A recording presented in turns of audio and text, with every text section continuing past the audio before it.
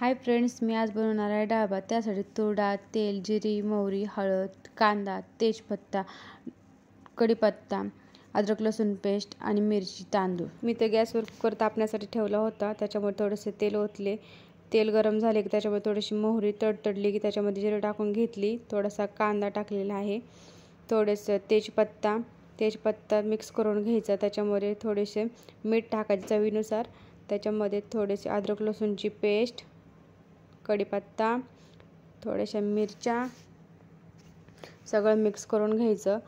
Mix झालं की थोडीशी हळद टाकायची. हळद टाकली की थोडंसं मिक्स करून घ्यायचं आणि आपण तांदूळ घेतलं होतं त्याच्यामध्ये तो डाळ मिक्स करून घ्यायची.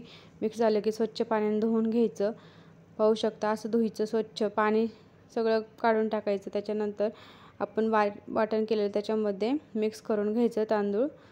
ते पाणी जोपर्यंत चमचा हलका लागत नाही तोपर्यंत ओतून घ्यायचे. ज्यांना कळत नसेल त्यांनी स्टेप फॉलो करायची. पाहू शकता भाताला उकळी आलेली आहे. आता यानंतर मी कुकरचं झाकण लावून ह्याच्या 3 शिट्ट्या काढून घेणार आहे. पाहू शकता आपला डाळ भात तयार आहे. खायला पण खूप छान लागतो. जर रेसिपी आवडली असेल तर नक्कीच लाईक, शेअर आणि सबस्क्राईब करा.